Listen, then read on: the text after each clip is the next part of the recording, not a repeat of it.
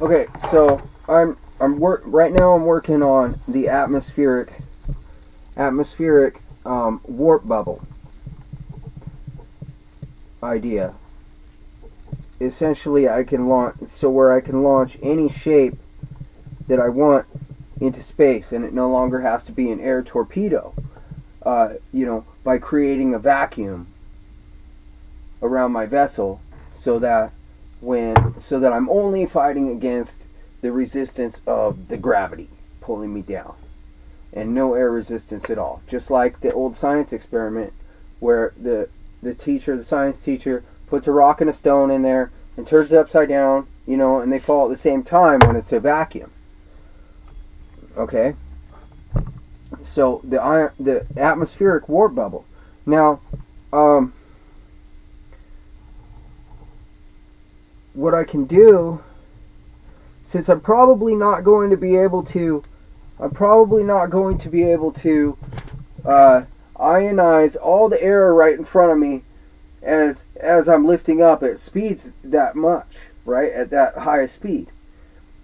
Like, I don't know. So like, I'm not going to be able to get rid of all the air resistance with an electromagnetic field around me. So what I was thinking is, and everything is cool nowadays because we love to do these combination type things, So what I was thinking is that we could create an ion tunnel somehow, an ion tunnel through the sky, where we could lift our box up. Now, maybe we could use the HARP technology. Maybe that's what HARP's been for the whole time. You know what I mean? Is to try to create that ion tunnel. Or maybe we could use lasers. Maybe we could use like some other method. But we want to create an ion tunnel so that all the air within this space is ionized. And then our electromagnetic field on our box can then push all the air out of the way and create a vacuum around our box, making it a rocket. A rocket. No matter what size it is. I mean, no matter what shape it is. It's a rocket because it's moving in a vacuum.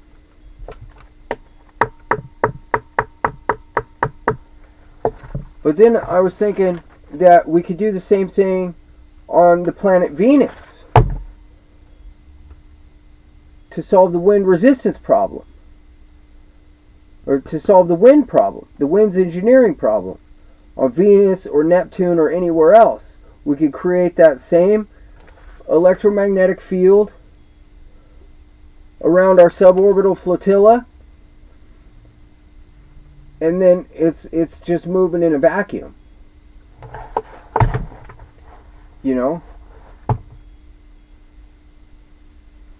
But we're pumping compressed air like there, so I don't think that we really need to create a vacuum at Venus, or we don't really need to do that. The whole point is the vacuum is just one of the properties of space that we're trying to apply to our rockets on the Earth so that we could lift them off easier. Because in space it's easier to move things than it is on the Earth. So because of the principle of cumulative acceleration, and because of the properties of space. So I mean, we're not going to get that zero gravity where we can add,